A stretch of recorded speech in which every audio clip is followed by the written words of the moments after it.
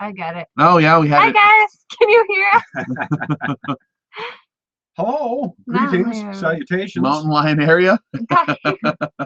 Dude, you heard about the mountain lion area? I heard about the mountain lion. We're not allowed to talk about that actually on air. That's an inside joke. No sound, huh?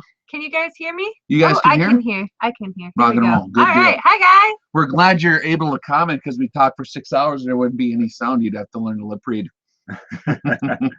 Wouldn't be the first time though. We could play charades for the whole broadcast. That'd be a challenge. That's something that's going to come when we build the full studio that we can run around in. We'll have a giant playground area. It's gonna be exciting. Guy button your shirt. Rex demanded that I should. No, there's a theme going on here. purpose You'll see for all of later. this. You'll see later. I made him do it. He was shy. He didn't want to unbutton it.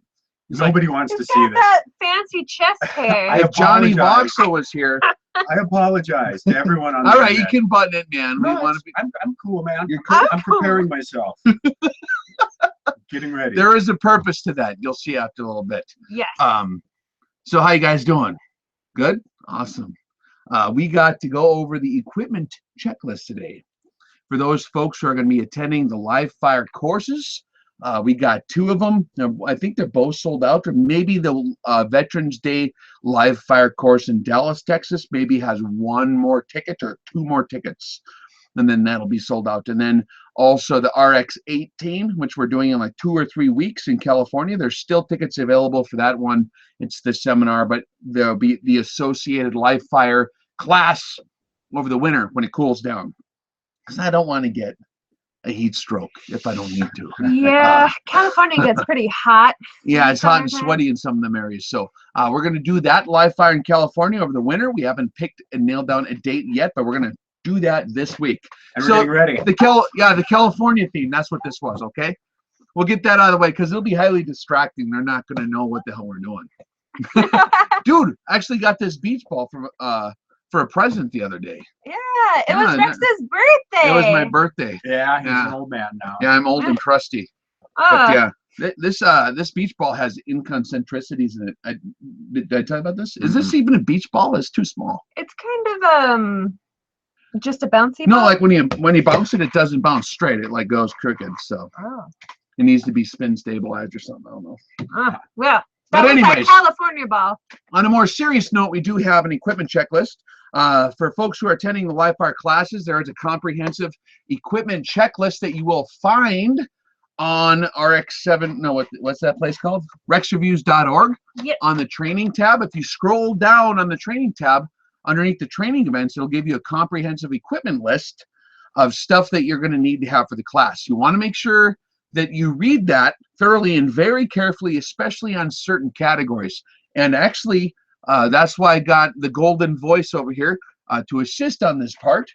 And we'll read through the equipment list real quick for folks who are wondering. And this also applies to normal people who aren't maybe taking the course but want to one day, or just to get an idea of how the selection procedure goes for choosing your kit if you want to go out and have a 3 days on the range type situation.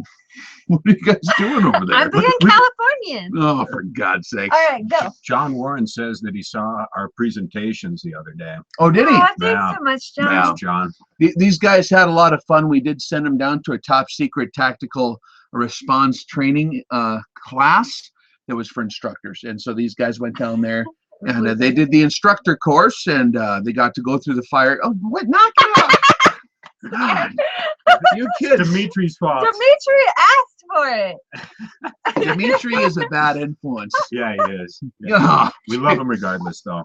Okay, what was I even talking about? We went Equipment. to, yes, equipment. Let's talk Yeah. about some equipment. So let's talk about rifle selection equipment. It's going to be very important. To go. Go ahead. Before rifle, the most important thing is to bring a lunch every day. Yes, please bring your lunch every day. That's something that you guys, we can't accommodate every different diet. I know like Lou has diet issues. I certainly do.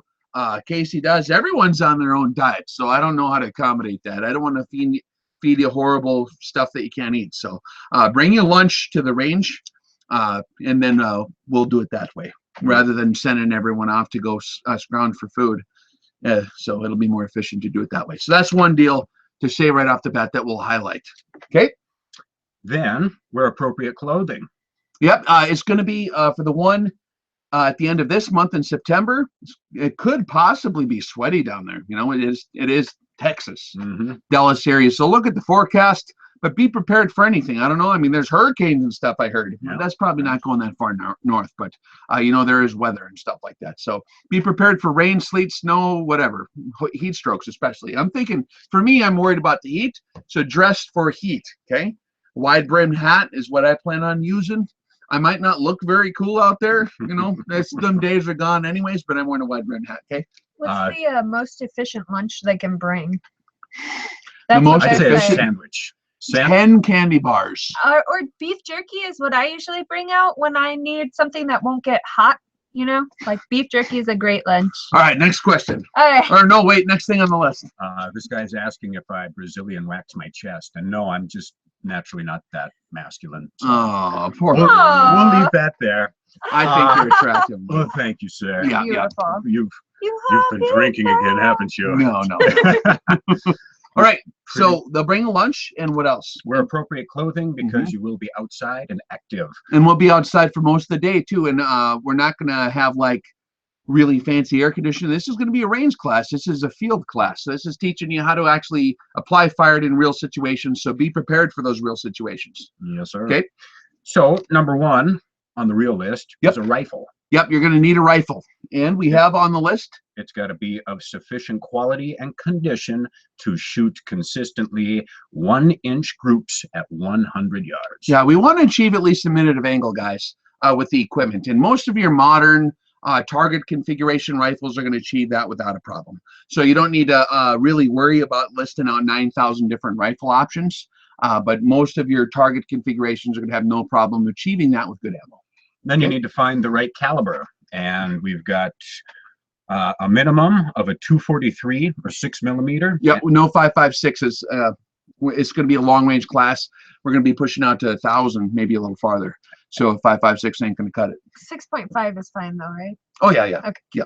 Yeah, that would be 264 caliber. So 243 minimum, 6mm minimum, 243 6mm, and the max is 30 cal. Right? 300 Win Mag. Yep, so 300 Win Mag. We can't have any super magnums out there. Targets get tore up. So keep it in between those two calibers, whatever you want in there. I would recommend something efficient, something in the 6mm, 6.5mm, maybe 7mm. If you do have a big magnum that you're going to be using for hunting, that's fine. Whatever you're going to use. But we're going to be doing a bit of shooting at this class, so just keep that in mind. If you have a target rifle that's configured with something with lower recoil, that's what I would probably push it towards. Hey Rex, speaking of shooting, how many bullets do you think they'll need to bring minimum? That's on the list. That's on the list? Yep. Okay. Wait, maybe pause on most of the questions until we get through the entire list. It's a comprehensive list. How about 30-06? Yeah, of course, that's 30 caliber. Yep. Cool. One final note under rifles, you got to have the stock or chassis design requirements.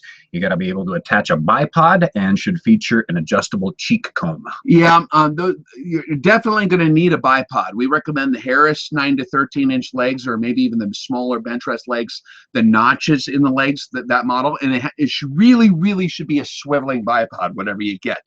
If it doesn't swivel, it's going to really be a pain in your butt. It's going to really hinder you. If you want to do something fancy like an Atlas or some other deal that you like, there's a million different bipods. That's fine, but it should be a swiveling bipod approximately in that range. Okay. Easy. Then optics. Yep.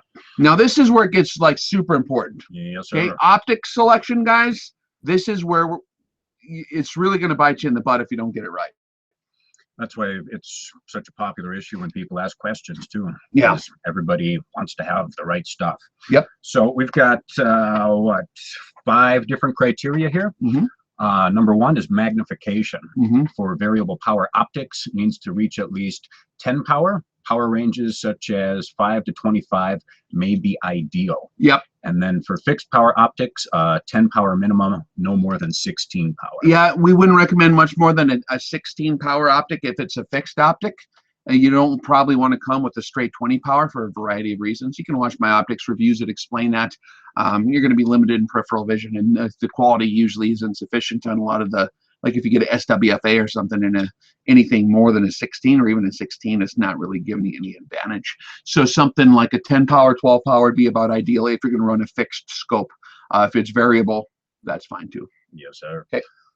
Next is reticle. it's got to have a vertical and a horizontal subtension. Yeah, so you're going to need like mil dots, mil scale, minute of angle dots. Choose your poison, okay? Yep, mil or MOA. Because we're going to be applying hold off, okay? We're going to be doing corrective fire drills. So you're going to definitely need a reticle. Like a duplex ain't going to work very well. And then with that, the scope should feature matching units between the reticle and the turrets. That's a strong suggestion. I mean, if you guys got something different that you just really love and you're willing to deal with the conversion factor between your turret knobs and your reticle being different. For example, if you have a mil dot reticle and and then minute of angle knobs, it's going to be a pain in the butt. But if you think you can handle it in the field, you can do it. But we strongly recommend having matching units. Okay? Yes, sir. Then is tube diameter, 30 millimeters minimum. Yeah, you're going to want a 30 millimeter scope. A 1-inch scope might not give you enough adjustment to get out there, okay? So the reason for the larger scope tube diameter is to give you the adjustment range you're going to need to dial in on the targets. And if you've come to the seminar, we did a full discussion on why we choose to apply fire in that method, okay, for this application. Next up, we got turret adjustments. And they must offer tracking, graduation, repeatability. That's the big one. Important. That's the most important part of the scope. When you dial the scope in, it has to have reliability of the tracking. It has to go wherever you put it. And we have, if you took the seminar, I mean, that's going to save you thousands of dollars doing that because you're not going to buy crap that just doesn't work. I mean, even stuff for $2,000 don't work sometimes, okay? In fact, it doesn't work a lot of times. In fact, even stuff for $3,000 don't work sometimes. I found that out last weekend. So you're going to want to be very, very strict on that. Check out the reviews. Stick with brands that have very reputable records. And if you have any questions on that, you can put them in the commentaries. And I'll be happy to break a bunch of hearts. Okay. And then turrets that exhibit good tracking precision are greatly preferred. Tracking precision is going to be good too. That's where a lot of those German scopes are nice, but like an SWFA or something like that, or the Primary Arms Decamil, the Platinum series, those are all half decent. You know, anything in that general category. Yep. And then along with that, turret adjustment units that match reticle subtensions. Yep. Mil or MOA, MOA. We're gonna put an exclamation point on that. You want the units to match. Okay. And then finally, zero stop mechanisms are very helpful. Yeah, that's a feature on a scope that's really important. Zero stop mechanism. When you're coming back down, it's very common for even experienced shooters, if they don't have a zero stop, to get lost in the rotations. And if you don't have a zero stop on your scope, you can use a silver Sharpie and just put a dot on the one that would be zero to keep track of where you're at. So zero stop is highly recommended if you haven't bought an optic already, okay? And then finally, under optics, sufficient turret elevation adjustment range for your cartridge and the load. Yes, that's a mouthful, but just make sure that whatever your scope is configured appropriately to give you enough elevation for your caliber. So if you shoot something that has a big lob to it, like a 308 or something, just keep in mind that you have enough tracking in your scope to get out to your max range. And we'll call your max range 1,000 yards for this course, okay? Cool. Okay.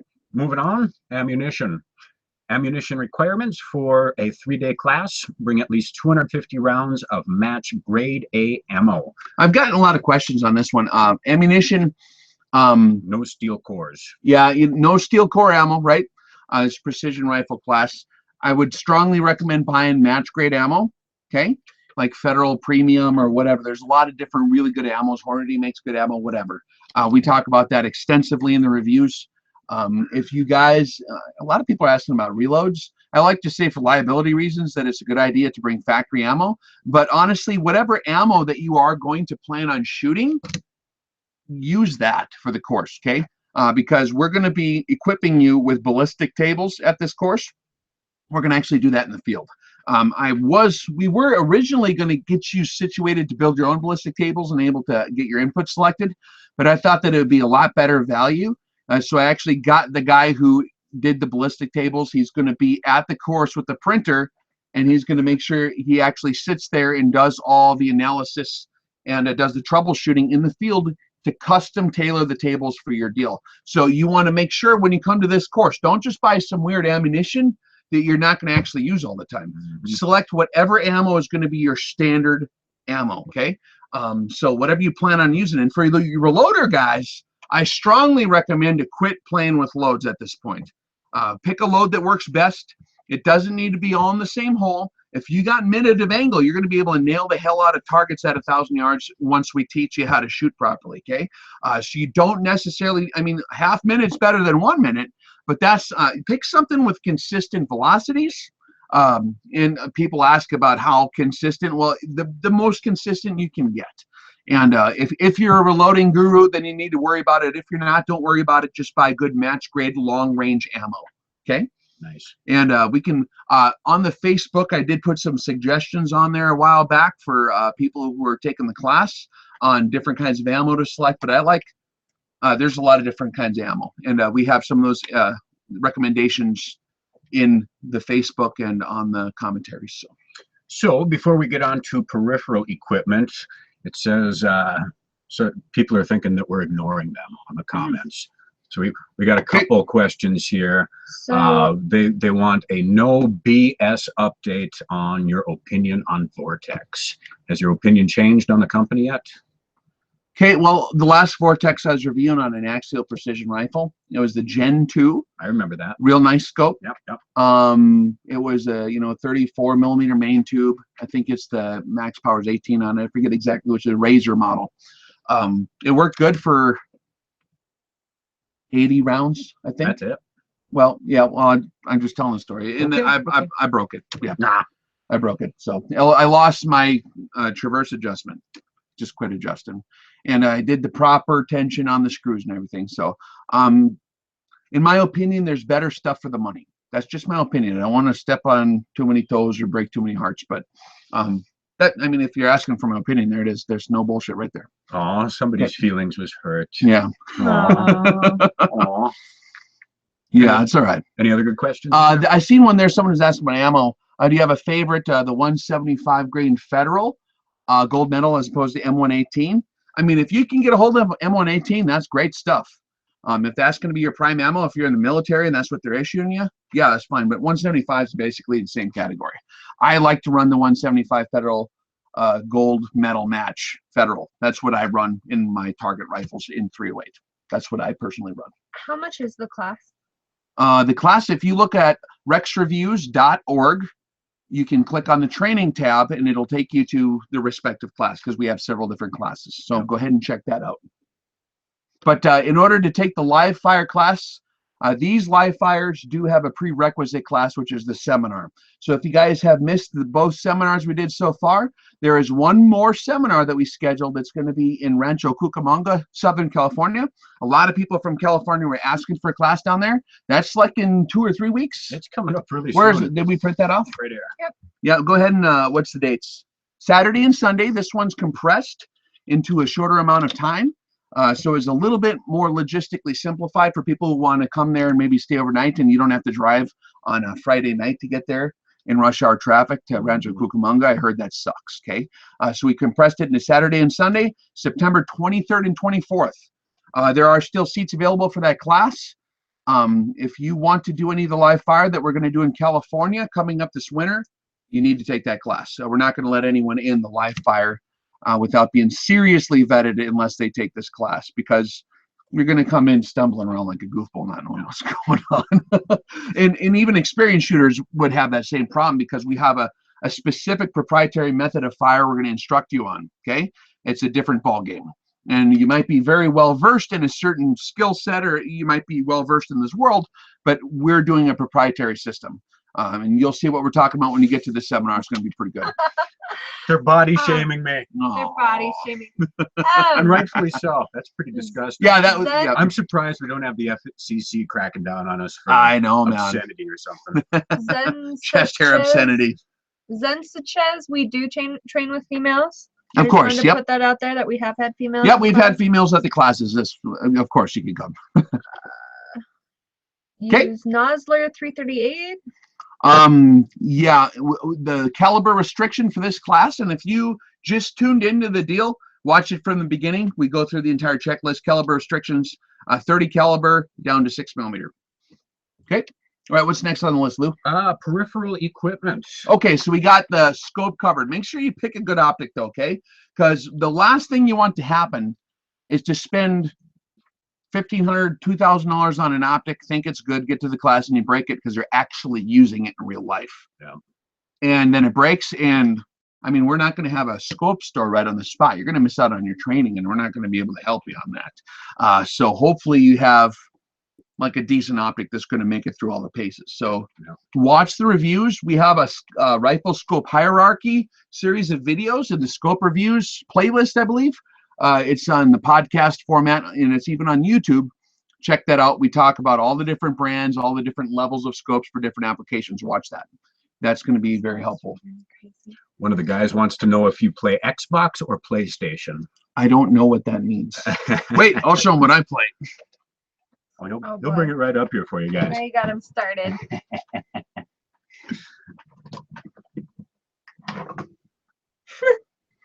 I play this one. It's called Real Life. Real Life, baby. And maybe Duck Hunt on regular Nintendo NES. Yeah. That was good. That was my intro. And the guitar. And the guitar. I play the guitar. I've been as Z520. So yeah, peripheral equipment. Okay, so you're going to have a good rifle, And, good scope. And then a good bipod. Yep, and a good bipod, okay? And you got to bring your own rifle bipod. Good ones include Harris, Atlas, or similar quality brands. Leg lengths, 6 to 9 inches may be ideal, although the 9 to 13 for some larger frame shooters might be appropriate. No long legs or extra tall bipods. Yeah, you don't want them kind of bipods where you can like sit up on your butt. You're going to want bipods configured for shooting prone. We're going to concentrate primarily on prone shooting in this particular class because we're going to show you maximum precision, okay? Yeah. So no long legs, and then make sure you get the ones that can swivel or they've got the cant built Yep, into canting is very important, okay? like the Harris S-type, right? Yep. Those are that's what I recommend. Yep. They're cheap. Then also some sort of toe support for the rear bag back to your shooting. So when you get the toe support, we're talking about the shooting bag you have behind underneath the toe of the rifle. We're going to be using that a lot. They make a million different kinds. They have foam kinds. They have real fancy, expensive ones. They have ones with like weird shapes. I like a standard configured, just oblong bag. Nothing fancy because it's easier and more flexible. Some of the other ones really limit how you can exactly manipulate that, because if you have little ears sticking up or something weird like that, sometimes you can't really get it perfectly manipulated the way on the fly. And then what do you recommend for putting in them? Sand or beans or a specific kind of bean? Good question. So this is a good opportunity to talk about toe support bags. I don't like the foam. I don't like anything. Guys use like BBs. What do you call them? Plastic BBs? Airsoft BBs, right? Yeah. Or beads. Because they're waterproof. I don't like rounded pieces of material. It rolls off itself. When you're talking about sand engineering, you want something with a very, very high angle of repose. So when you pile it up, it stays like this. That interlocks together. Something with jagged pieces of sand is going to be very good, like paver sand. Yep. Like you would use to put under your sidewalks. They call it paver sand, something with angular particles, not well-rounded. So if you have beans, it's too well-rounded. It's slippery. It slips on itself. You squish it. You lay the rifle on there. It's always squishing around. You're constantly trying to get it right. You get something like paver sand or gravel even that has a real angular dimension to it, and it just locks in place. And then you can adjust it, and you have to put more input on it to get it to move around. And that's ideal. I think that's ideal for what we're doing. So I just like to use sand. And if you're looking for what kind of bag, I just fill a sock. Or you can get a pant leg, like some old BDU pants. Just sew it, sew it shut, and then sew it almost with a little piece open, and pour your sand in there and glue it shut, man. Hey, Russell Davis from the team room. We hung out with that guy like last week. Oh, right on. Hey, good to see you, Russell. That's cool. Yeah, right on. The internet's a small place. It is. Next up, the shooting mat. Okay, yep. Shooting mat will probably be a good idea. Yeah, because we're going to be out. You're going to be on the ground all day for 3 days. So bring some kind of shooting mat. Okay, Midway USA makes a really nice, affordable shooting mat. Their brand. You don't need to spend $8 trillion on one. If you're looking for good value, that's a good way to go. Or if you got something real fancy, that's great too. I use an old sleeping pad, mil-spec sleeping pad that was like $2, right? And it's like 25 years old and it's completely shredded, but it works good. I want to get into long range. What rifle platform should I get? You want to get into long range? If you just want to get into it, there's a lot of really nice target rifles that are over the counter. Savage makes some nice ones, and Tika. I like Tika. And the Savage, like they make a Model 12, a long range precision, I think is called. Something you could get like a 243 or a 6.5 millimeter. Creedmoor would probably be a good cartridge to start off with because you don't have to. 6.5 would probably actually be a good choice. I don't like jumping on bandwagons, but you can buy ammo over the counter that's configured for long range shooting for that cartridge. So and it's not a bad bandwagon. It's a good bandwagon. I admit it. I finally admit it. 6.5's okay. All right, fine. It's a good round. It's finally broke them down. I just don't climb on a bandwagon very easily. I like to complain a lot first. After the bandwagon has been vetted, though. There ain't nothing wrong with my 243 except you have to custom load for it. See? Yep. I forget this part. It's like, oh, dudes might just want to buy ammo at Kmart. So yeah, okay. Why not? I get it. Warsaw Patriot asked a couple times, are you a Mauser fan? Yeah, I love Mausers. I think they're great. Like military rifles, and they made sporting rifles. They're a good design. I mean, basically, mechanically, it's very similar to all the modern bolt actions. That's the Mauser 98's the one that started the whole deal there, man. So yeah, and they're especially the K98s are classic. Can you answer this one? Okay, in your opinion, what is the best 15-inch rail in DPMS? High configuration on a 20 for heavy field use? In all honesty, guys, I'm pretty utilitarian when it comes to AR-15s. If it's a free-floating rail that's built solid, or a quad rail that's configured in, if you need to attach a lot of junk on your rifle, then a quad rail's nice. I like Daniel Defense makes one, right? And that's what I like. Lightweight stuff that's good, but I'm pretty utilitarian. Like whatever works. I've used cheap stuff. I've used expensive stuff. That's really user's preference. It depends on a multitude of factors. It's like a 3-hour conversation. So configuring an AR, that's a complicated deal. Or not really in my case. I just grab one and then I shoot it. You know what I mean? The bipod's nice. Yeah. I like a free floating rail though. Yep. Infiled? What's that? Enfield? Enfield. Yeah, Enfield. You bet. I had one of those old Ishapore Enfield Model 2A #1 Mark IIIs converted to 308. It shot like 1 minute of angle all day long with Portuguese ammo. Just, that was amazing. It's not supposed to happen, but. So next we've got. We have a list still. Yeah. Still on the list. Sorry, guys. We'll come back to you. We've got, of course, eye protection, which is important, and then also hearing protection. And the one thing to note with the hearing protection is getting something that won't interfere with your cheek weld as you're going to fire. Yeah, if you insist on using earmuffs, just make sure you try it with your rifle first. You don't want your earmuffs rattling against the stock as you're going to be up against the rifle stock, right? I would almost recommend earplugs if you can get some earplugs that work very well for you. If you've got a nasty muzzle brake and a big caliber with just huge overpressure burden, then you're probably going to want to run double ears just to protect your health. I haven't done that in years, and now I'm paying for it. So it's really horrible what happens to your nervous system if you have overpressure fatigue. So like earmuffs, don't get the big clunkers. Get something low profile that works with your cheek weld situation. Okay, that's key. Yep. So next up, this may seem like something that you could just not pay attention to, but it's actually kind of important. A spotting scope. Yeah, if you guys got a spotting scope, bring them. Yep, definitely try to bring it because I want you guys to be able to compare and contrast. I think Val, because this one's going to be in Texas, so Val's right around there in Dallas area. From IOR, he's going to bring some Optiliths, some German spotting scopes out there.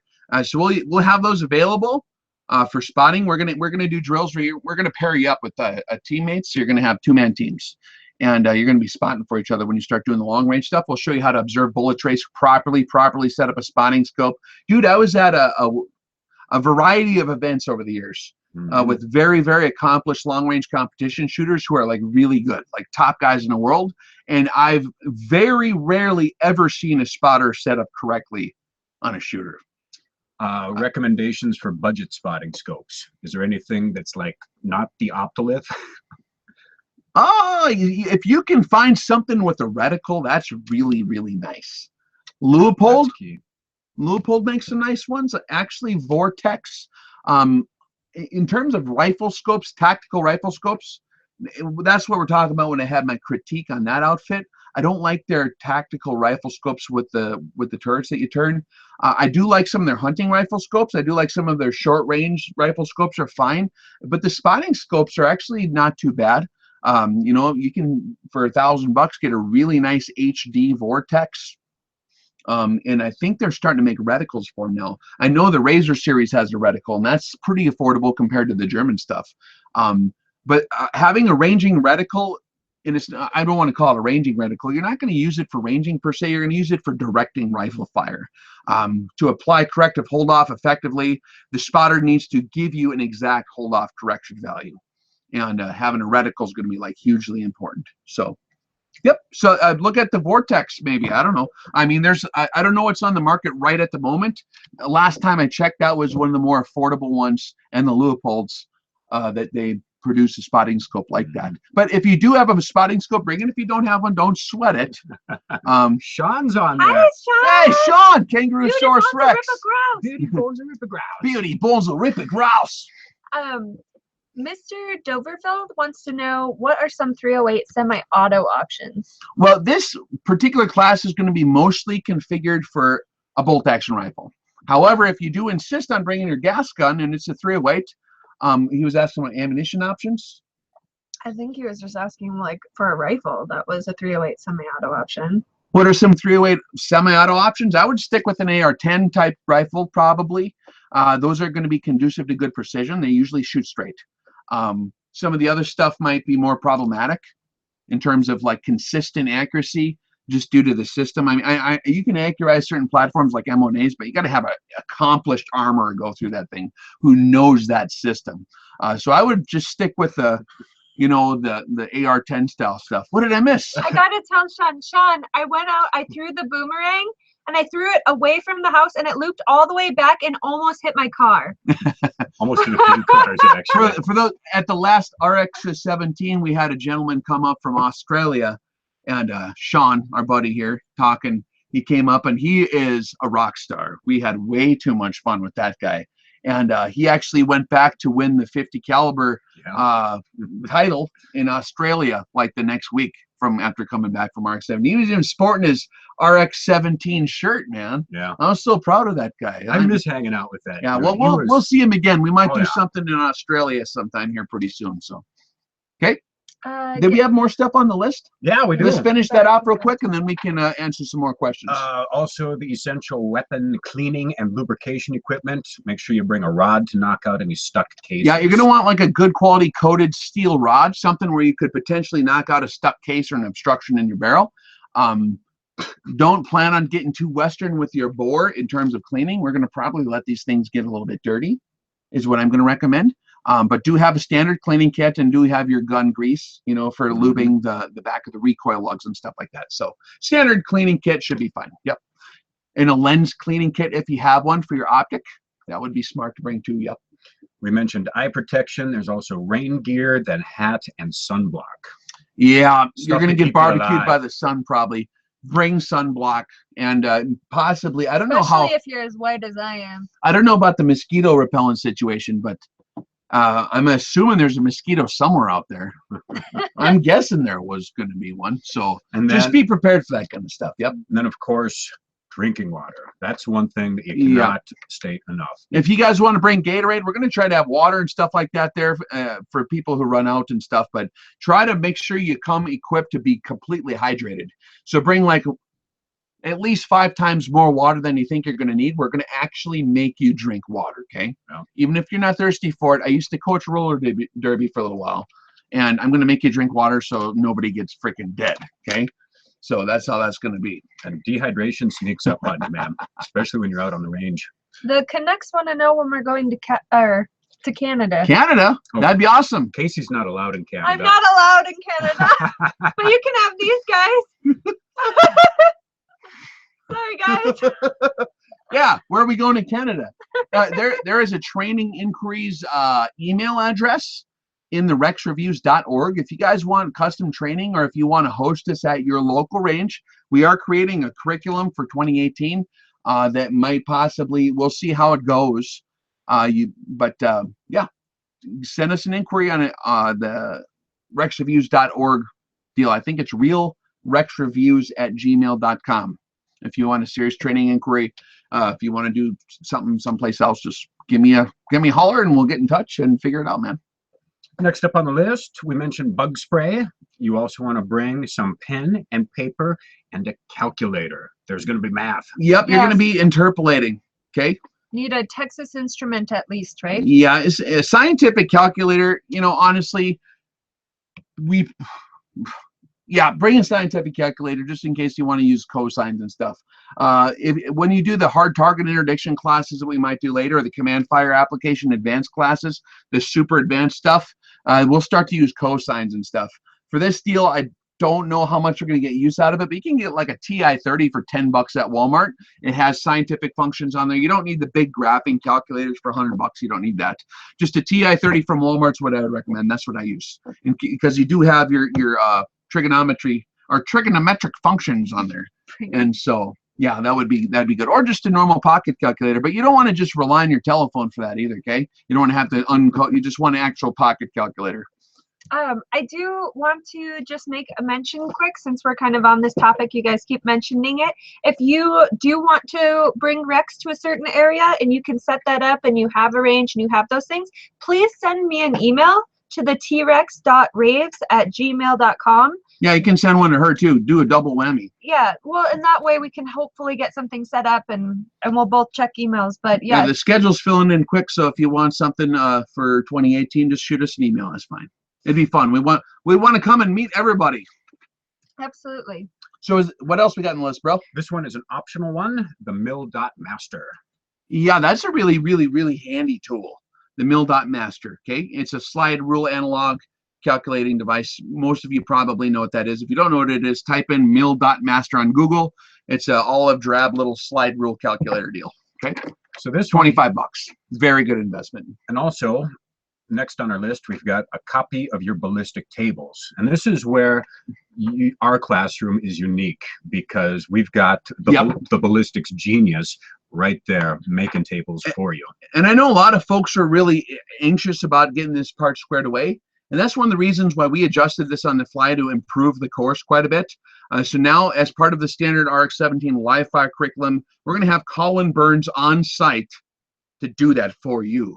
And he will walk you through it exactly, get it tuned up. He will be there to observe. We'll collect the proper data. We'll get the right inputs put in. We'll verify that those inputs are correct. And when you walk away, whatever ammo you bring to this class is going to be tuned to these tables on whatever rifle you bring. So you're going to be like, and the way we set up the tables too, this proprietary system we use, you're not going to have to continuously true everything, because it will be true from the get-go. And you're not going to kind of backwards extrapolate the muzzle velocities, because we're going to be using G1 as opposed to G7. And Colin Burns talks about that at the seminar, if you don't know what we're talking about there. But if that's all confusing you too, don't worry about it, because he'll be there just to do it for you. He'll hand you a very, very easy to use ballistic table that you can hand to your grandpa who never took the class and be like, hey, grandpa, here's your table.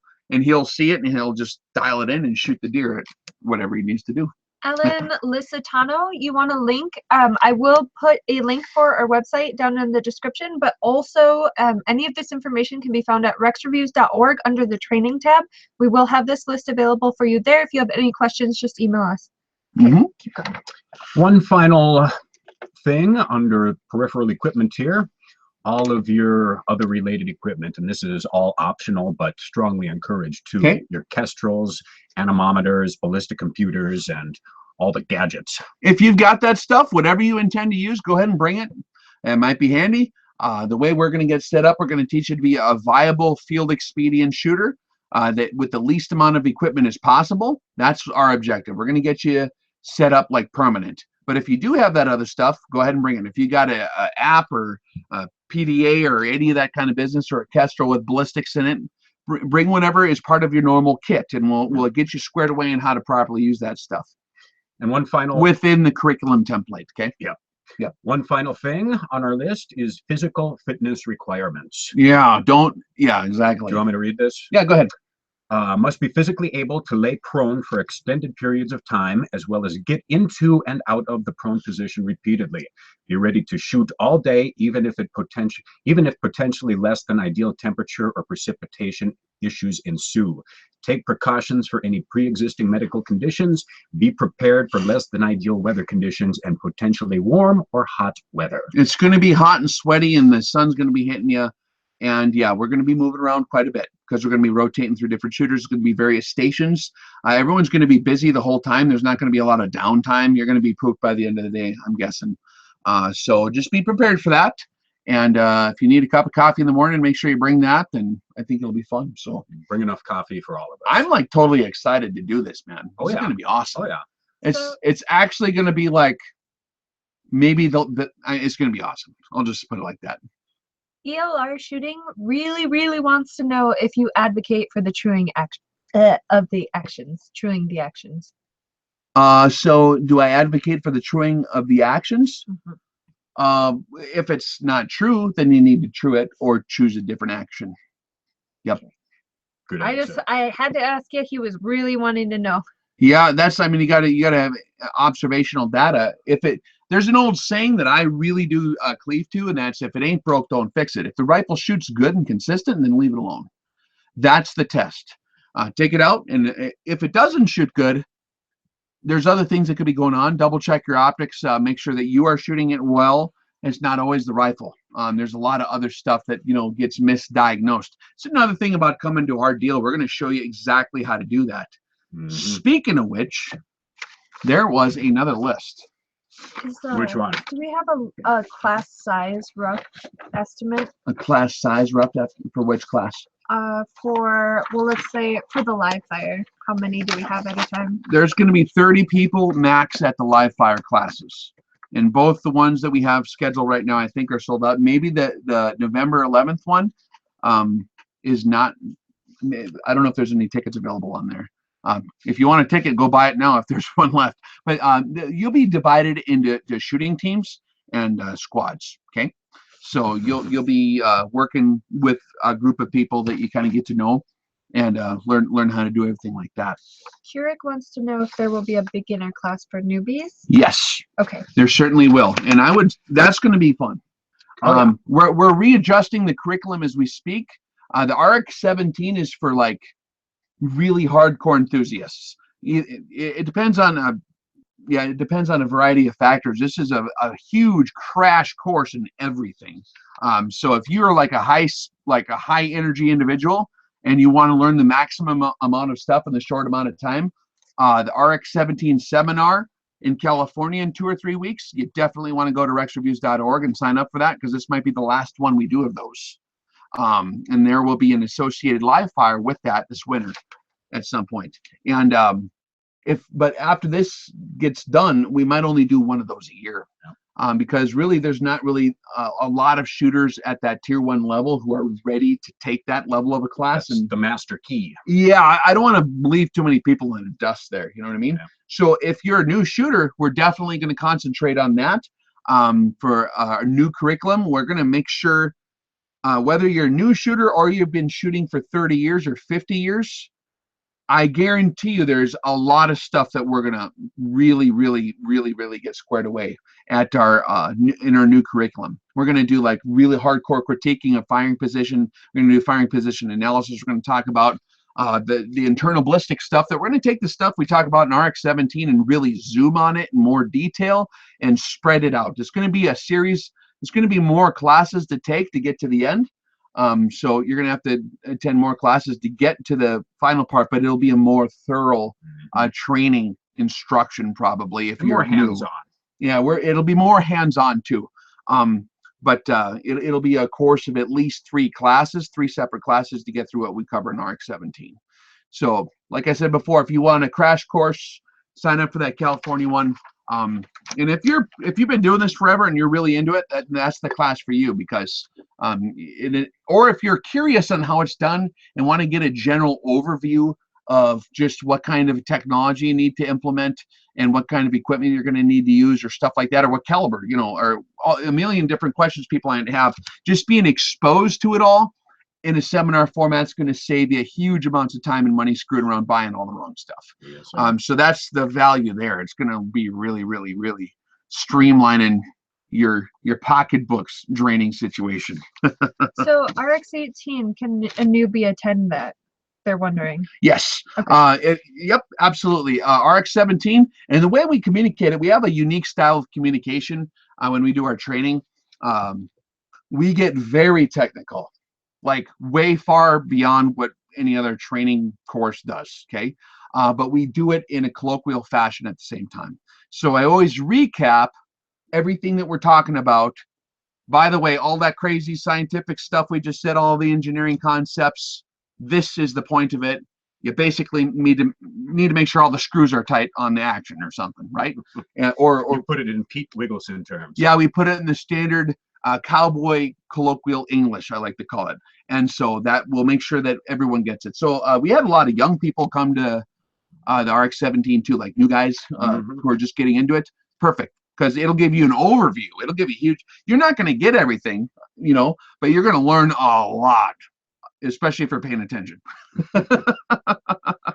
I like this guy's plan here. Looking for something not so ambitious, low key, 1.5 to 2 hours per day with a long lunch and a nap in the afternoon, and beers start around 1,400 hours. When is one of these coming up? Actually, those are going to be coming up. Eventually. Dig this. So if you do, the RX-17 is like a special course, and the next one, the one in Rancho Cucamonga, is RX-18. It's just a different number. It's a little more compressed. It's slightly different table of organization. But if you take one of these RX seminar courses, it's a master key event. That means that you get a lot of privileged access to other stuff we're going to do, because that's for like the really hardcore subscribers and followers and people who are like really, really, really into it. The most come enthusiastic of the nerds. Yeah, the most enthusiastic of the ballistic ninja nerds. And so if you do the RX-17 class, you're going to have access to like the barn parties that are going to happen periodically, okay? And those are going to be a lot cheaper than the class too. It's going to just cover the cost of getting a band there and whatever fees, you know, for cleanup or whatever. But we're going to do those. It's going to be like I don't know if it'll be on the anniversaries, but it'll be spread throughout the year. We'll have special events, or like for example, I just did the World Series of Shooting. Yeah. I drove over to what the heck is that place called? Buffalo Gap up in the Dakotas, and anyone who is a RX-17 student was able to come up and visit, and we hung out. Actually, a couple of them came up, and we spent like all evening, went around, drove around, looked at stuff, did some on-the-spot training, like bonus training. So if you want access to that at a lower pace where you can sit there and recline with the beer, we actually did that like last weekend. So, yep. But that's if you're RX-17 seminar graduate, we will announce those to you, and you will get access to our top secret Facebook page that only those guys are on. And we have like a special community there, and it's a party group. It's going to be fun. For the party in a good, healthy way. For the barn parties, are we having any live entertainment? Yes, there will be a goat in the barn. Yes, the goat party. Wait a minute, I don't want people to take that the wrong way. I don't know. Whatever they do at a barn party, I don't know what that would be. Barn party. Probably we'll be playing the guitars and stuff. So that'd be a good time. Everybody bring your instruments. Oh yeah, we'll have a jam session. Bring your instruments. BYOI. Yes. We'll have a live concert, man. It's going to be awesome. So for exclusive access to these barn parties, your last chance on that would be Rancho Cucamonga, California, RX-18 class. Go sign up for that seminar, and then you'll have access to the range course in California, and you'll have special access to all the other bonus stuff. Yep. Yeah. It's a sweet deal. Yep. Will they be learning how to fill out calc forms? Yes, we're going to introduce that concept to you. At the RX seminar, at the RX-17 course that we're doing, associated with that, we're going to go through the firing tables, the standard firing tables, the hasty tables. For the calc forms is a specific method of fire that is really, really narrowed in on extreme long-range command fire applications with low technology access. What am I missing? No, they keep asking about Canada. Canada? I got some good Canada stories. Do you? Yeah, some hilarious Canada stories. Ask me in a minute. All right. But yeah, for the calc forms, that's going to be for the HTI class or for the command fire classes. We're going to have some advanced level extreme range classes. We'll push you out like 1,500 or a mile or farther as far as you want to shoot. If you can bring your 338s, your 408s, whatever, 50 cals, we'll make those classes available because that's kind of the end game of our forte. That's what we like doing most. That's where the fun stuff happens. That's where I get confused sometimes, and so it's one of them deals that we'll have fun with there. And that's where you're going to use the calc form, and we'll go through all that during those classes. But it would be a brain melter if we tried that at the first class. But we do introduce that concept and kind of show you how it's set up at RX-17 seminar. Hey, while we're in between here, we should do the first ever Rex Reviews live fashion review. Fashion review? A fashion review? Oh, yeah. All right, I'm ready. Fancy coat up here. What's the story with this here, Mr. Rex? Why is this a special jacket? All right, let's take it out the hanger. Has this jacket ever been to Canada? Yeah, actually. There you go. It's been over Canada, over Greenland. So this is a jacket that people was asking about on this thing last time. You remember this? I do. You do remember this? Well, because they asked about the hat and then they asked about the jacket, right? Yep. So this is like Rex's. I found this in the jacket closet. Is that what they call them things? But this is made in Czech Republic. What brand is this? People are asking what the heck brand this is because it's unique. It's. Oh, geez, I can't even Wizard? read that. Wizard. Wizard. This is a Wizard rain. It's kind of like a Gore-Tex kind of material. Pretty waterproof, isn't it? Yeah, I mean you can stay on the rain. It's got a hood on it. It looks like gunmetal. You can unzip it. And if you're not grossly out of shape, it makes you look kind of awesome. You know what I mean? I can't fit in it no more. Maybe I should auction it off. It's well broken. The sleeves are pretty much shredded. But yeah, this is cool. And it has like a cool stripe pattern to it. So there it is. That's the jacket. Yeah, it's made in Czech Republic, this one. But this has been all over the place. So that's my fashion review. Warsaw really wants to know. Brandon Harris had an AK-50 in BMG. Would you want to shoot it when it's finally done and built? If you guys want to do what do you call them? Review inquiries, also send that to Casey Day, and she will send you our standard deal on that to get everything squared away with FFLs or whatever we need to do, or have the conversation on exactly what we need to get accomplished for that. So absolutely. Send it to tell the truth, we're very over swamped with equipment to review at the moment. So if it's something really cool, we might be interested. So go ahead and send us an email inquiry on that, and we'll get in communication with you. And I hate being like that, but I can't. I mean, but aside from the other Rex imposters, I can't clone myself that fast to do that many reviews. So, hey, it's Micah Streisand. That is Colin Burns, by the way. The man, the myth, the guy the talking there with the little ballistic, the white little icon off in the side there. Micah Streisand is on board here. Yes. I miss you, Colin. We miss you. I did kiss Lou when he came back though from Tennessee. You wasn't kidding. That's the first time I kissed a dude in like 10 years. It wasn't like French though. It was European. No, it was just it was like a European, like where you kiss him on the cheek deal. But our hearts had grown wary, Rex. It was a whole week. I did miss you, Lou. I missed you too, man. All right, so get to reviewing.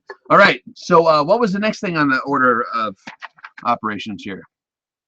No brass?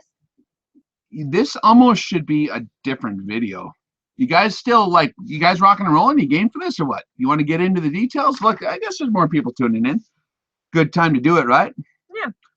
All right. So if you, whoa, dude, that's why you don't give me the mouse. You guys, just give it to me. Quit touching it. Quit touching things. Yeah. Okay, everyone's always noodling on the computer. It's very distracting for my little peanut brain over here. Jesse and Diane. Oh, hey guys. I miss you too. Oh yeah, it's like an RX reunion on this. It's an RX reunion. Oh yeah. That's one of the benefits of coming to the classes is that we look for you. Yeah, everyone. And we'll tell you, hey. A lot of people meet. So this is actually going to be very important. This is a checklist of your equipment. This isn't the list of what equipment you need. This is the list telling you what to check on your equipment as it's built now, so that you don't have problems. These are the most commonly found problems on a piece of kit. You want to grab that rifle right there, bro? This rifle over here? Yeah, grab a rifle. There's like 5 of them right here. Grab a bolt action, though. I found one. That'll work. Wow. Out of nowhere. All right, let's set this up kind of so they can sort of see it. And then Lou will be modeling this rifle for us today. So when you guys show up at the class, I want to help to make this easier for you, so that you're not having stuff fall off the rifle or fall apart or stuff wiggling or problems, okay? So let's talk about optics and mounts checklist, okay? And this is for anything in life. But your scope configuration check, number one, you want to make sure the scope that you have on your rifle when you come to the class or when you're doing long range shooting is configured for the application. This is a Super Sniper. This is like one of my old rifles here. Straight 10. So that's configured fine. That'll work great, right? So see the equipment list for exact scope configuration. Now the scope placement check, okay? This is something you're going to want to spend some time at. If you're not like really well versed at shooting a bolt action scoped rifle, this is something that you're going to want to spend some time to get exactly right. What we're talking about here is there's going to be a certain place where the scope is mounted that's going to be like proper to where when you get on the rifle, it's not like up against your face or too far away. Mm-hmm. So idealistically, go ahead and get down on that rifle, Lou.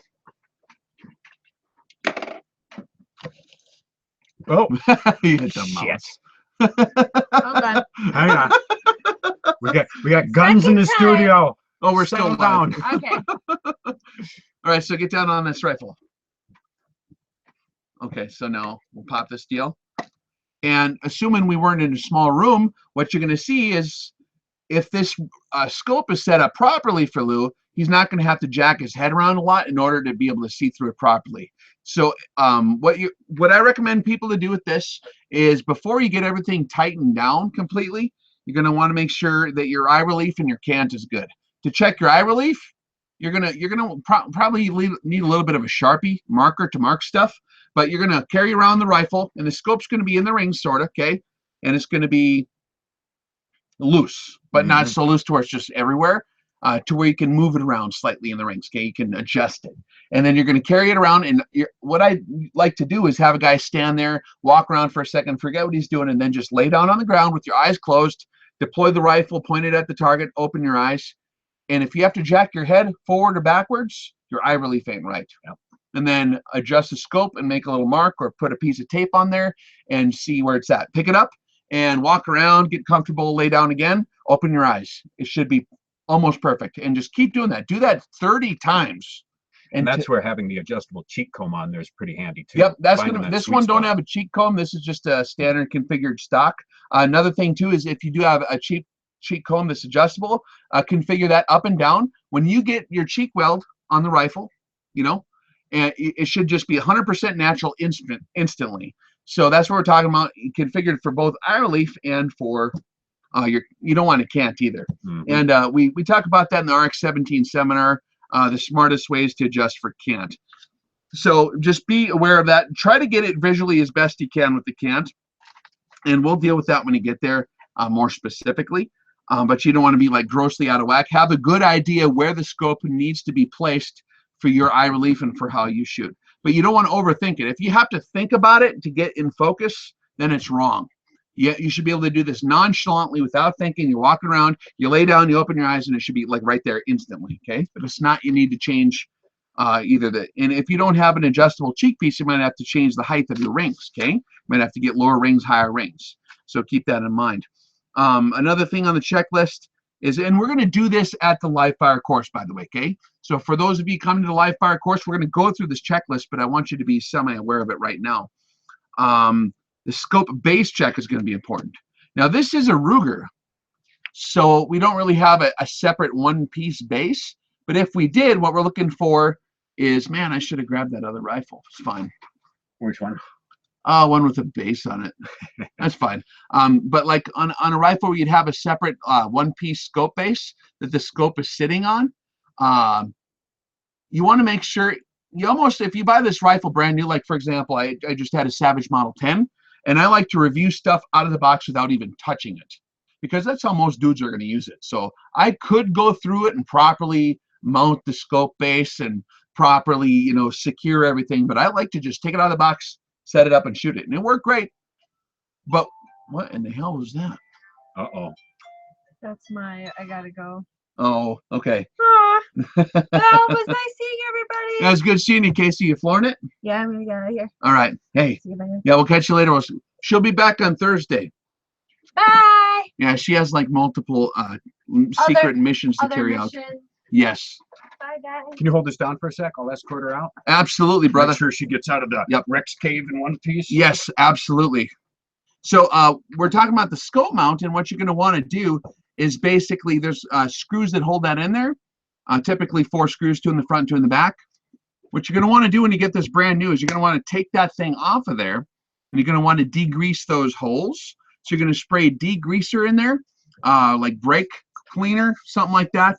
Whatever you can do that doesn't leave a residue. And I mean, some of that stuff, be advised, might take off paint or finish or stuff like that because it melts through stuff. So just keep it in the hole if you can do it. But get those holes cleaned out as best you can. And then if you got steel screws and a steel receiver, right, you can use a Loctite is a good idea on a scope base. Actually, we talk about using the black industrial grade Loctite on scope bases. Okay, we talked about this at the seminar to attach permanently kind of the base onto the rifle. And a lot of professionals, including myself, kind of like to do it that way.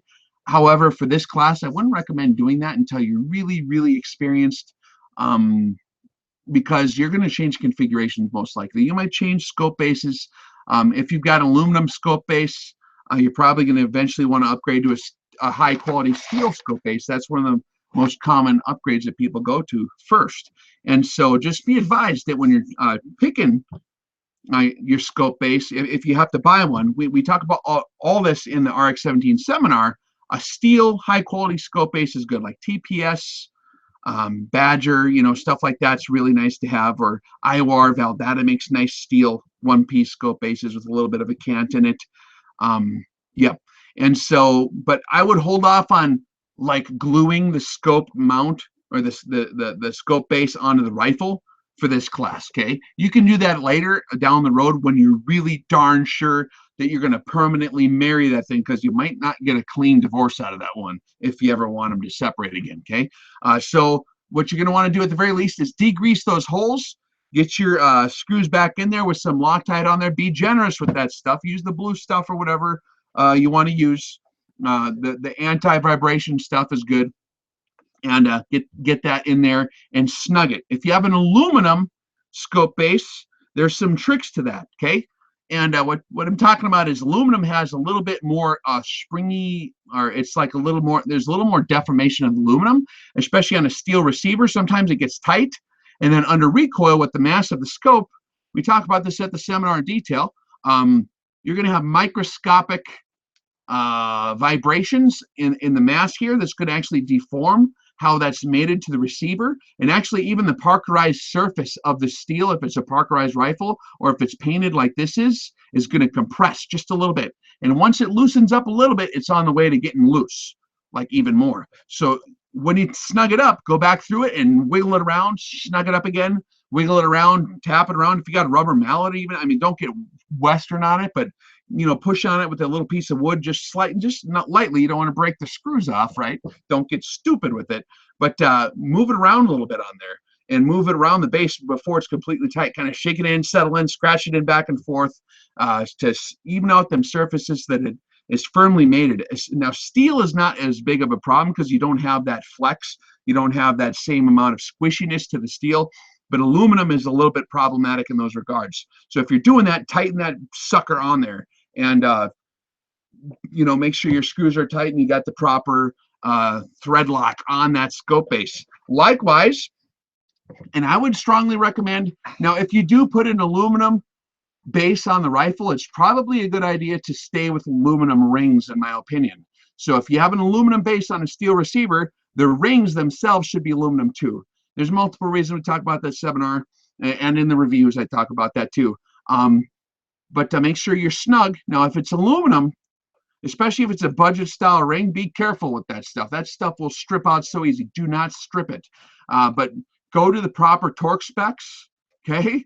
And if you don't got a feel for this deal, if you're new at this, you might want a tool or something, or follow the instructions. Sometimes they'll say, go until you hit resistance and go another half turn. on the wrench. You read the instructions. Whatever the manufacturer recommends you do it that way. And you can even use a little bit of thread lock on that part too, on the main scope attachment nuts.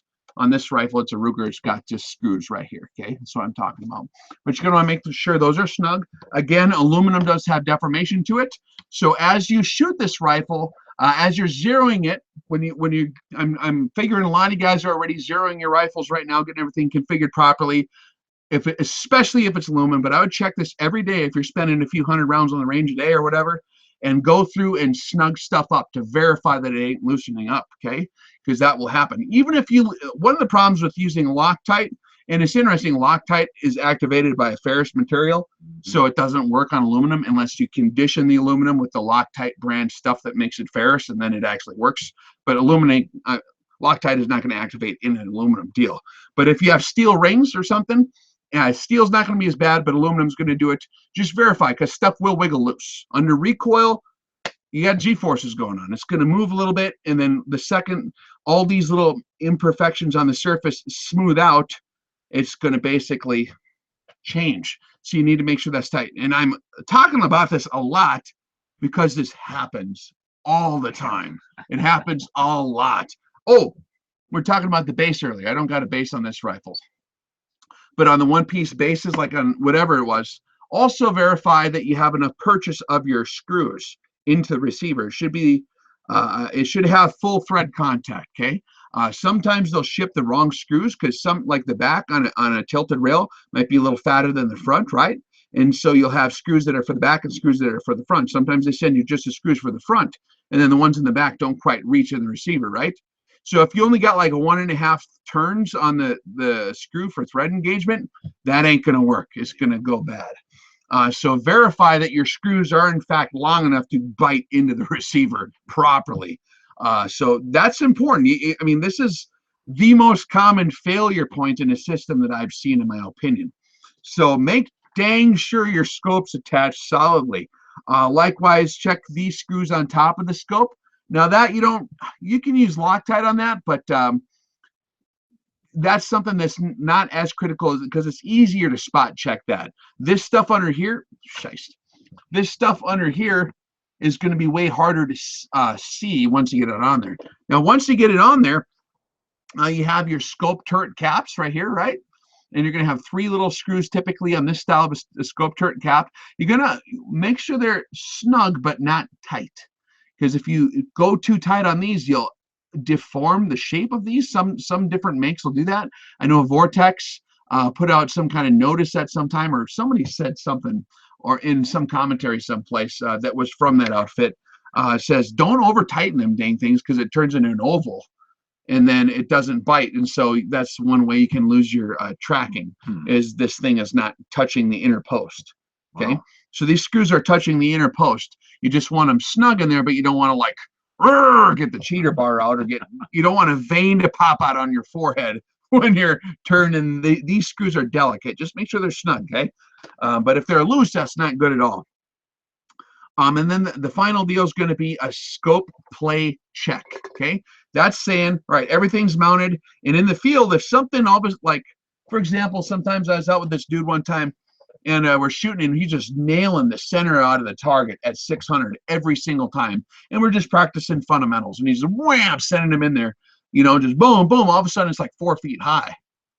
And we started thinking about it, and instantly I kind of knew that's an equipment issue. Something came loose. And actually, that scope had inadequate screws that I noticed when I put it together, but the screw store was not open. So I was like, I did an equipment check, and what that is can you hold up this butt so they can see it a little better? Thanks. You just take it, and you don't want to bend it, but give it a little wiggle this way, okay?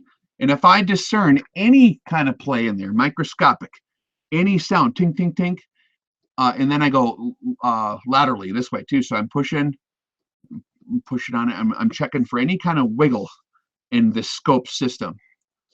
If you can hear anything, it's not going to work. It'll change it by 4 feet. Okay, that's cool. Thanks, bro. So that's the final check, is a scope play check. Just kind of wiggle it around. And like I said, don't break it. But if you guys do that before you come to the live fire, you get a lot more shooting in. Yeah. We all will. Yeah, will. Yep. And I mean, my stuff came loose when I was out there with you guys because I was doing the review on the Savage 10, and remember the scope was loose, right? Scope base screws came loose because there was lubrication on them from the factory. They don't Loctite it. It's just all oiled. So an oiled screw is going to come out of there. Right? Counterproductive. Yeah. Look, here, I'll scoot over so you can come and hang out on the camera. See? People aren't here to see me, man. Oh, you're so beautiful, though. Yeah. I'm the beauty and you're the brains. I don't know. And then we'll do a comprehensive weapon check when we get there, too, at the live fire course. We're going to check out the bolt and stuff like that. We're going to do bore inspection, bolt lockup. But one thing, too, you want to be mindful of is your action screws check. Okay? This is something that gives people a hell of a time. And, yeah, this is goofy. Like on a Remington, you'd have a screw up here, and then you have a screw back here. Those are your action screws.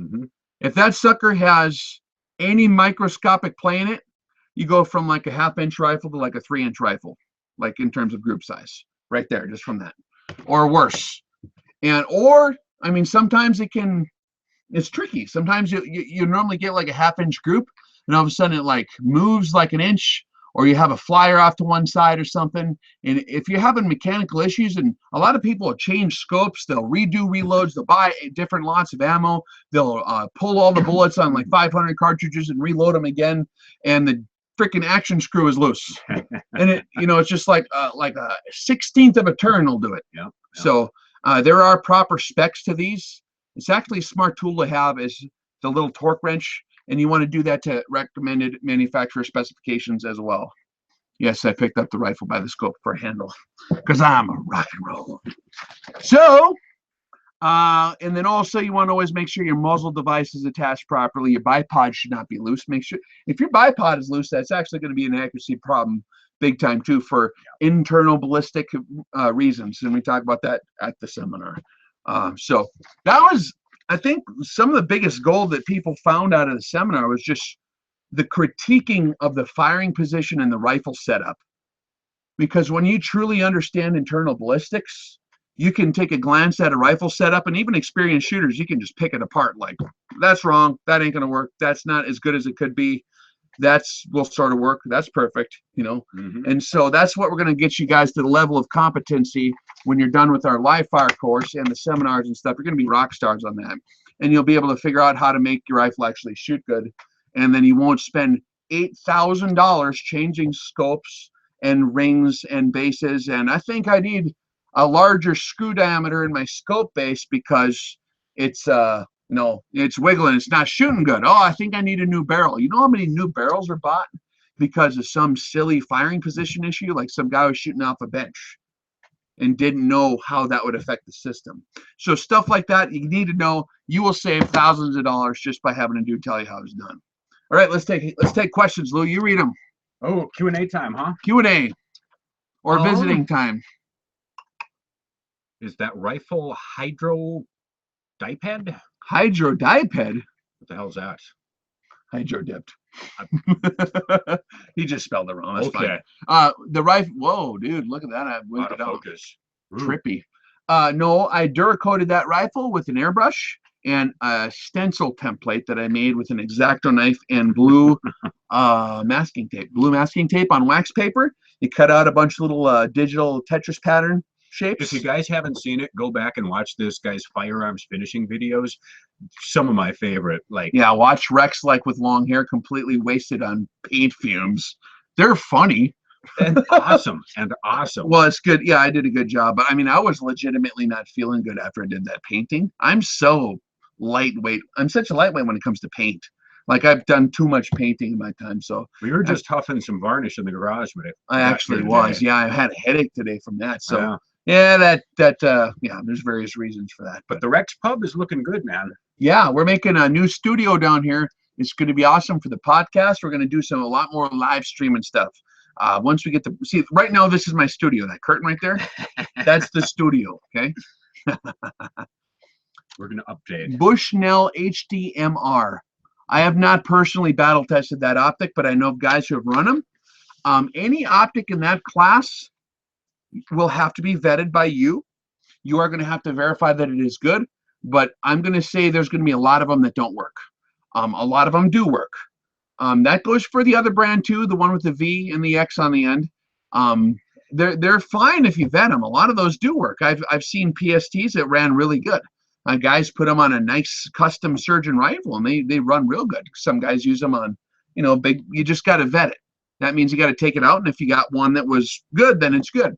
That's a quality control issue, not necessarily a systemic design flaw necessarily. Usually the design is sound on optics, in that Asian optics, we'll call it that. Even if it's made in Japan, the plants that are generally doing a better job at certain mechanisms like the turret mechanisms and stuff, just because it's made one place or the other isn't always the solve all deal. So there's not like for example, Light Optic works out of Japan. It's a really good factory. They do a lot of the high-end Japanese scopes for Vortex and other companies like Primary or I don't know who they all make it for. Night Force stuff. I don't even remember. They switch around so much. It's hard to keep track of who makes what where. But it's not always the issue of where exactly it was made. Man, I'm killing it. Look at that stupid focus, man.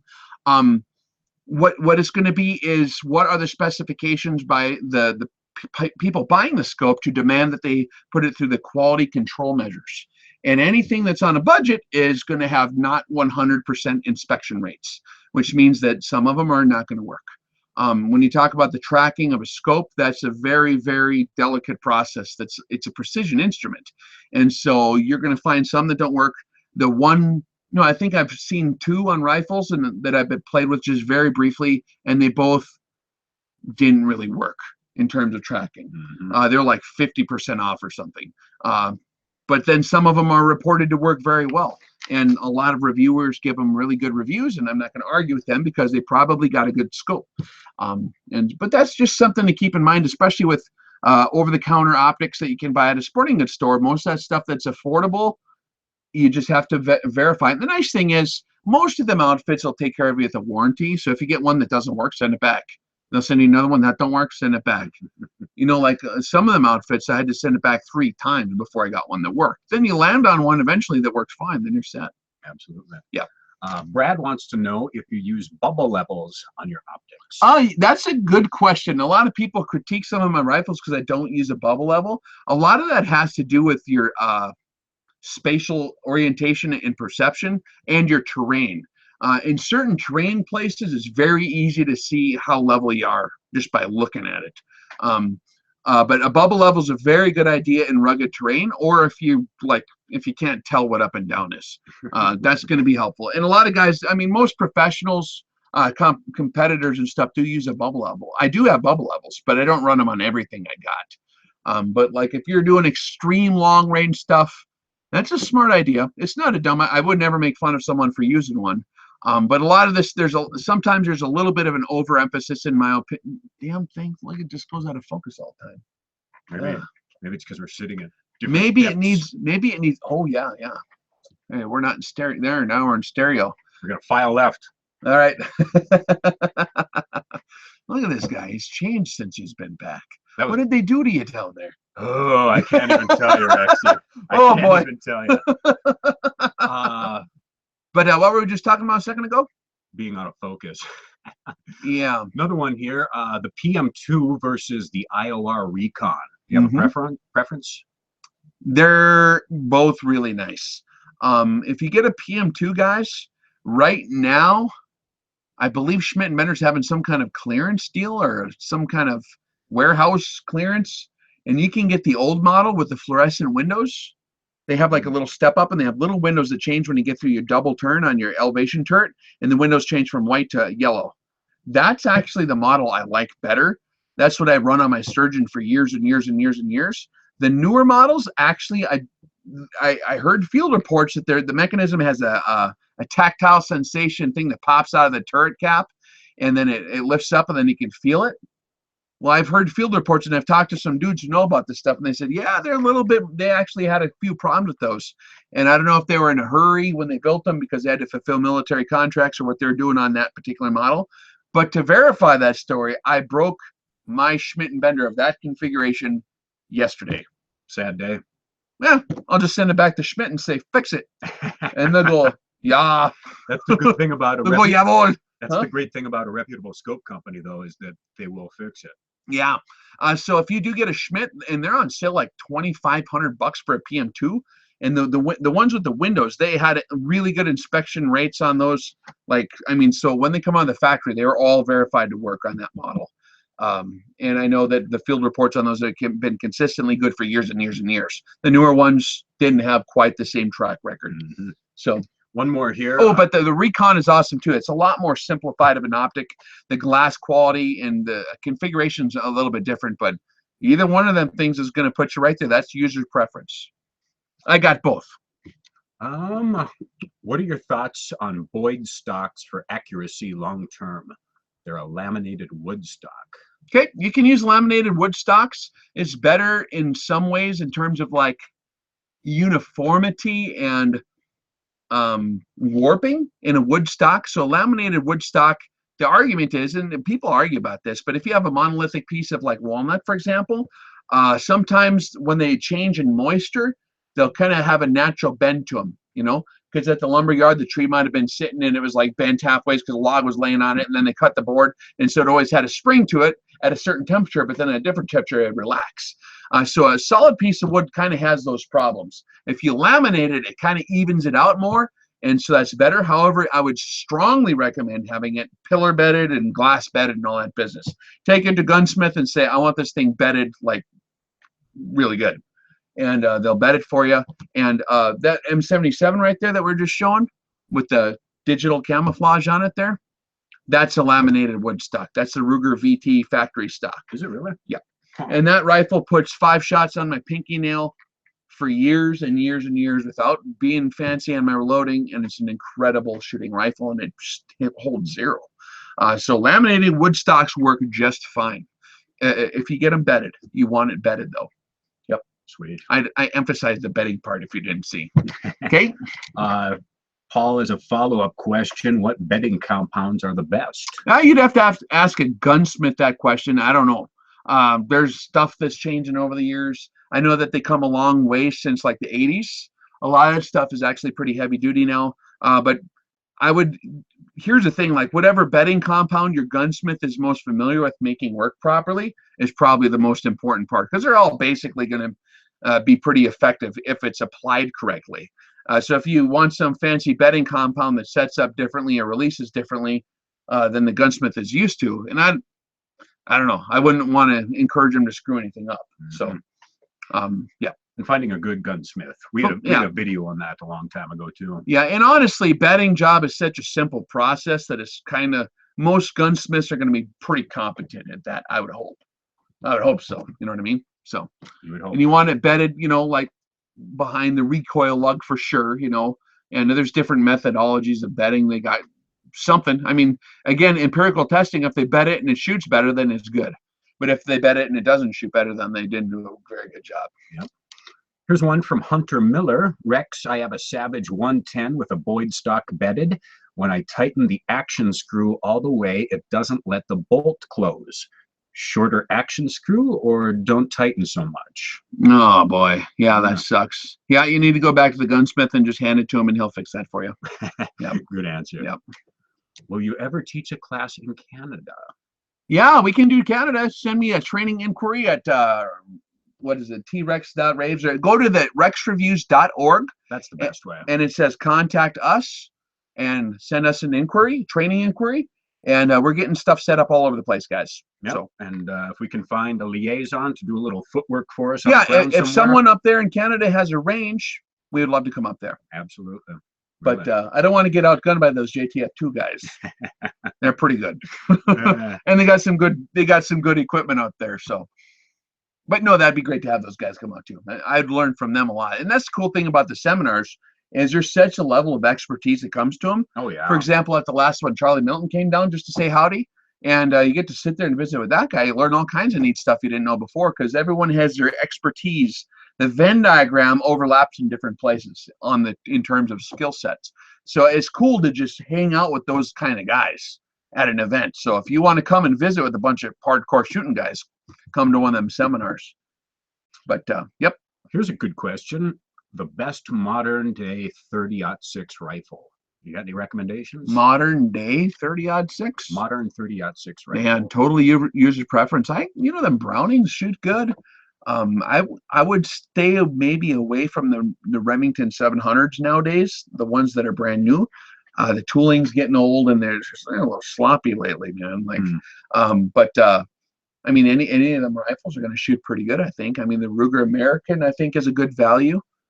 When it comes to rifle selection, I don't wag my tail that much because most stuff that's sound is going to work great. Really, in my experience, where the problems come is in optic selection. Most rifles can be made to shoot very accurately, and reliably with a little bit of work, So, yep. Good question, though. Yeah, it was a good question. What else? So if you want to worry about stuff, worry about your scope. And your fundamentals. Yeah, in terms of equipment, we talk about that in the seminar too. We got a lot more going on than the equipment. We talked about that, dude. I was just listening to the podcast we're going to release. We got a new podcast coming out pretty soon that's epic, by the way. Do you like that? Dude, it was the best rock and roll Bible study ever. I thought that was like really powerful stuff. It was awesome, man. I liked it. I miss doing those. We'll do more of them. It's hard to find time anymore, though, Rex. We're so busy. Yep. All these different projects. Trying to shoot everything all the time. Here's a good one. Have you ever shot or been interested in black powder firearms? I've been shot. Yeah. What? Have you ever shot? Oh, yeah. Black powder firearms? Or been interested. Not yes. Been shot. No. Wait a minute. All right, let's start over. Black powder firearms? Yeah. I mean, I grew up with a 54 caliber Hawken rifle, 58 caliber Zouave musket kind of deal. So we shot them out all the time out at the lake with my old man. And then, cartridge guns like 45 70s, 45 110s. My old man has a 45 120. I used to hang out at the long range black powder cartridge shoots, the silhouette shoots, where they shoot out to 1,000 yards with sharps and rolling blocks and all. Yeah, dude, absolutely. That stuff's awesome. That's actually more fun than what we're doing. Dude, let's do some black powder seminars. That's a whole different animal too. It's a whole different ball game. I wouldn't even know the first thing about it. No, it's pretty cool. You'd like it. You'd like it, Lou. It's fun. It's like artillery. Oh, really? Yeah. Cool. Have you listened to Jordan Peterson go over his Bible series? Don't know who that is. Sorry. Nope. Didn't hear him. Oh, Jesse Ross is wondering about the Hotel Room podcast. That's the one we're talking about. Yeah, the hotel. Yeah, Jesse Ross was in on that one. Yes, sir. And we've actually got 2 sections from Dallas where we recorded down there, and we're going to release one of those sections in the next podcast, and the other one we had a lot of following. We had a lot of heavy hitters sitting in that room. Yeah. So it was good conversation. If you want to nerd out on the details, follow the next 2 podcasts because they got some pretty good stuff. It's coming up. Thoughts on newer M14s? Like the M1As and stuff like that? I think so. Well, if it's made by Springfield Armory, they can kiss my butt, kind of. I'm sorry. They really screwed the pooch on that one, in my opinion. Yeah, they got a little communist over there, I heard. All the reviewers complained about it. I ain't going to belabor it, but it sucks, man. When a rifle company gets so cocky as to think they can, get in cahoots with these gun control lobbies and stuff and, cater to them at the same time and then think they're going to still sell stuff to us. No. That's being sneaky, man. Dude, and I was 10 minutes away, literally. I was actually on the phone almost to buy an M1A because I was replacing the AR-10 that I've been running for years. I wanted to change it up a little bit, and that happened. And I'm like, well, shoot, I guess I'm not buying an M1A, man. That's a bummer. Oh well. Live and learn. Yeah. Yeah. Not Springfield, other manufacturers? I don't know. Haven't shot a bunch of them. I've shot Norinkos before. They're Chinese, I guess. I don't know. Who else makes them nowadays? I have no idea. I don't know. That's kind of outside my field of expertise when you're talking about that particular rifle. I mean, I've shot them a bunch. I know their system. Right, so M1As. M1As are great. They have really hard time on optics because of the forward recoil impulse of the bolt slamming, plus the way the bolt rod in the actuator and stuff harmonically flexes under fire. The gas system rubs differentially under fire. They're very hard to get to shoot match quality. They can be done, and a lot of them are done up very well, but they're a pain in the butt to get to shoot good. I know that about M1As, even modern ones. How about opinions on laser bore sighting and your preferred method to zero a rifle? Yeah, I did a video on that. It's called How to Zero Your Rifle in 3 Shots. But I mean, laser, I don't use lasers, man. I don't like sticking stuff in there. I basically do it visually. So I set the rifle up on a sand. I have the bipod down. I'll set up the toe on a sandbag to where I get it. And I take out the bolt and I look down the bore axis and I make sure there's enough meat equally on all sides of that bore hole. I'll get that centered exactly on an object, whatever it is, something, at 100 yards approximately. And I'll just adjust the scope until it's pointing at the same place. That'll get you usually within a couple inches. Yep. And so then you're bore sighted. You can do it optically very easily. Easy. And then to zero it, you just turn it enough to make it zeroed. And then you slip the scales to 0 and you're set, man. You make it sound so easy, Rex. It is easy, man. It's very easy. A couple guys wondering if we're going to do any teaching down in Texas. Oh, yes, we're going to be doing 2 live fire rifle classes. One of them sold out. The other one's probably sold out right now. But you can check on the November 11th class. There might be a spot open. Yep, and we just did 2 seminars in Texas. Those were both really fun events, but we don't got anything more scheduled down there for a while. The last event we have scheduled is in Rancho Cucamonga, California, Southern California. Okay, if you're in the West Coast area at all, that's going to probably be the last seminar in that area for a long time. Okay. The seminar is, of course, the Master Key. And that's the Master Key course, and we're changing the curriculum after this. I don't even know how many seminars we're going to do in the future. So if you want to see one of them deals and come out and hang out on that capacity, come do it. rexreviews.org, hit the training tab. It'll take you to our training events. It's called RX18 in Southern California. It's coming up September 23rd and 24th. Yep, that's just in like 2 or 3 weeks. Yeah. So if you want a ticket, go ahead and get it real quick. They're going like crazy, guys. Yep. There was a good one up here. The accuracy of SBRs. Oh, SBRs are good, man. Where's mine? Oh, it's in that room over there. I got a Mark 18. You know, anytime you shorten the barrel, I'm assuming they're talking about a AR-15, right? I got a Mark 18 with a 10.3-inch barrel. And anytime you shorten it that much, you proportionally increase the rigidity because it becomes proportionately more stout, right? Because it's thicker as compared to the length, the ratio. Mm-hmm. So it increases harmonic soundness and rigidity. So they shoot very straight. You lose velocity, of course. So you don't have, if you're talking about long-term accuracy or long-range accuracy, you're going to be limited quite a bit on your range. You know, when you get, especially in a rifle under 16 inches in SBR, you're going to lose a lot of poop. So your max supersonic range is drastically reduced. But in terms of precision potential at 100 yards or whatever, out to whatever your max supersonic range is, they shoot very, very well, actually. Yes, sir. Cool. AJ James is wondering if a muzzle brake is slightly crooked. Is this okay, or is that an issue? Crooked? That's what he says here. No, you want that sucker to be right. You want Number one, it has to be perfectly actually aligned with the bore. So the gunsmith should center off bore, not off the external diameter. Yeah. So that has to be done properly. That brake has to be threaded properly to be aligned to where, when it's all put together, it's exactly perfectly aligned that way.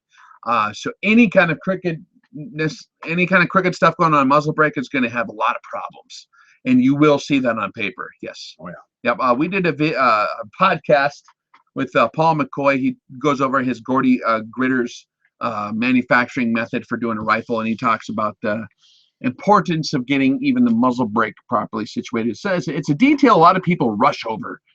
So if you got a good gunsmith, it's going to take them longer to build your gun. Yeah. What do you actually do for a living that makes you lucky enough to enjoy guns every day? Oh man, I think that's a big assumption there, because you don't get to get out and go I don't shooting enjoy as it. often. I don't enjoy it. No. No, I do. No, I'm just a guy who sits in a chair and talks, and I drive trucks once in a while, like around areas to drive to certain spots, and then I don't know. I look at stuff on computers and I shoot stuff, and I play the guitar. It's hard to find enough time to go out and shoot for fun. I don't drive 18-wheelers, if that's what I'm thinking. A pickup truck, okay? Pickup truck, yep. We'll go to Montana, drive pickup truck. Remember that hunt for Red October? Remember that submarine guy who he wanted to defect to America just so he could drive the pickup truck in Montana? Yep. Was that the Jurassic Park guy who was in that movie? The Grant character, Dr. Grant? Yep. I think that was that actor. I want to go to Montana, drive pickup truck.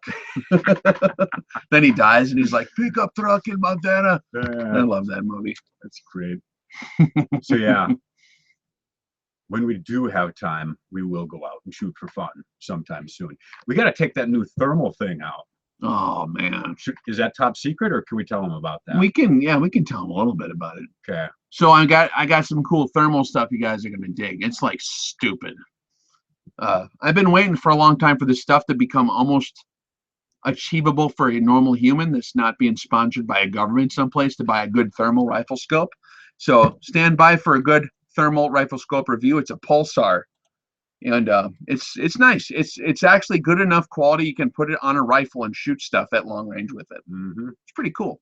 I ain't gonna give too many spoilers away. You're gonna have to just watch that one. I can't wait. That thing is incredible. Yeah, everyone I show it to is just like, oh my god, I'm taking out a loan and I'm gonna buy this. I want to sell my motorcycle and buy this. I'm like, yeah, no kidding, right? It is about the price of a decent motorcycle. Dude, if you've got a good thermal or really good night vision and it's dark, you're gonna like do way better in a gunfight. Let's just put it like that. Or for hunting coyotes. Holy smokes, you're gonna win whatever you're doing in the dark. Yeah. Because in the dark you can't see nothing, but when you have night vision, then you can see. Right. This is a totally different animal than night vision.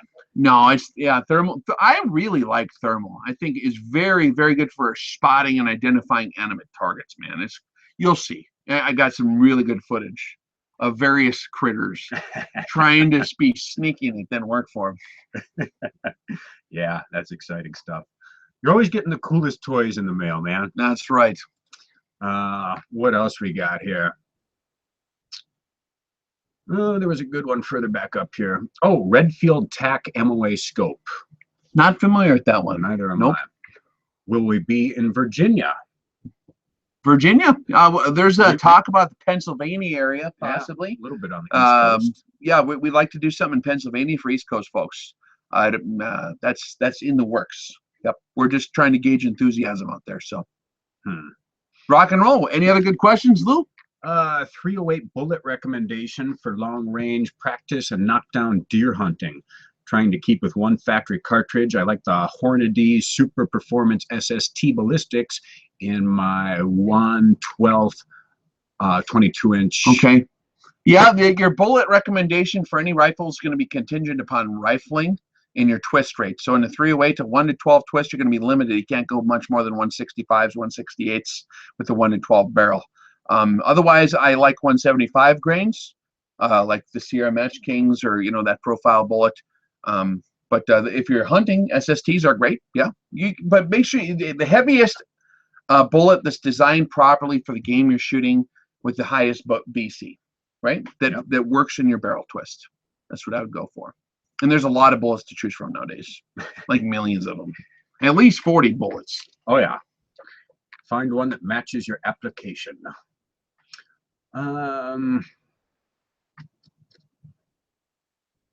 So we got through the checklist. We did. Yeah, dude. I don't know if we should make a 12-hour video or not. Does anybody have any questions about the equipment checklist? Anything else that we didn't cover in good enough detail, or any other additional questions? Give them a minute. Maybe somebody will write back in. No, we must have been pretty concise. I think we nailed it, man. I think so too. Well, so that's go ahead and study that out. And we do have that list of the equipment checklist on the training tab at rexreviews.org. And also we will be going over the checklist when you show up there. But do go ahead and study the video and make sure that you're going through at least the scope mounting system. That's usually where people get it all out of whack. Yeah. So do pay close attention to do that properly. Any more in the upper Midwest? Potentially in the future. Yep.